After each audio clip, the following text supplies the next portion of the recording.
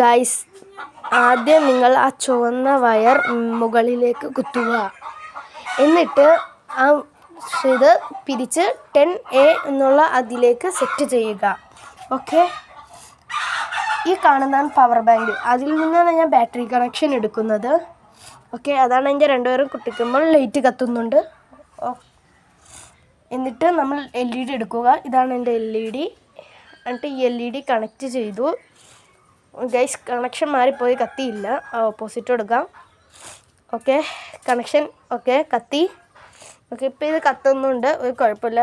ഈ കത്തുന്നതിന് എത്ര volt power ബാങ്കിൽ നിന്ന് അതെടുക്കുന്നു എന്ന് നോക്കലാണ് എംഫിയർ. അത് നമുക്ക് നോക്കാം. അതിനായി ആദ്യം